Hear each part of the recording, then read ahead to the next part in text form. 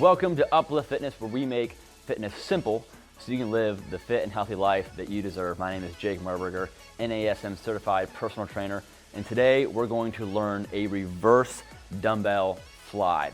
Now, this is an excellent exercise to really promote shoulder strength and to exercise a tiny little muscle in the back of our shoulder called the rear delt. Now, this exercise does not get worked out very often in our day-to-day life, so it's especially important to focus on it when you're here in the gym. Now, the starting point of this exercise is extremely crucial and something that a lot of people have a struggle with, and that's called the hinge. Now, if you want to learn more about this movement, you can look up an RDL barbell exercise that shows you a lot of great tips on how to properly do the hinge. We're going to show you a little bit of that right now. I'm going to have Chase stand over here facing the opposite way. Now, the hinge is a everyday movement that we typically aren't able to do because we're starting out in a poor position. Our back is rounded, our shoulders are forward, our head is forward, because everything that we do is all in front of us: computer, phone, everything. So what we're going to do is, starting out, is a nice tall chest, the shoulders are back and down. Now, this is where things typically have a hard time, where people have a typically hard time creating the movement. Our first movement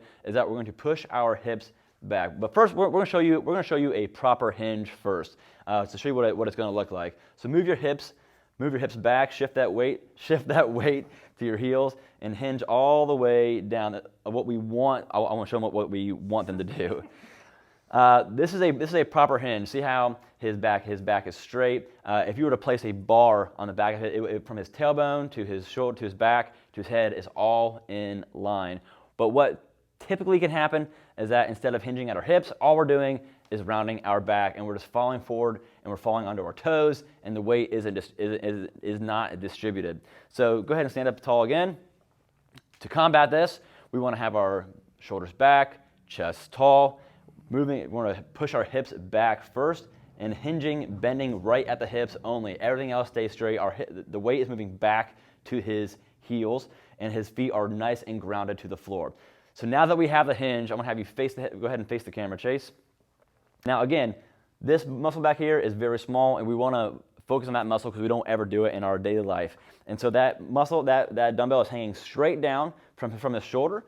Stay nice and upright, and we're going to extend that arm out to his side. Now, notice that Chase's elbow is not completely straightened, but there's a slight bend, but it is fixed. Now, what we don't want to do, we don't want to swing the weight. We want to have a nice controlled movement. Down at the bottom, let your shoulder slightly protract as I get that stretch in that rear delt muscle, and then extend it all the way out to get a full contraction. Now, if you want to know what this movement fits into your workout, click the button below the video or head to upliftfitnessohio.com to download your free workout plans designed by personal trainers just like us, so you can have a confident and effective workout.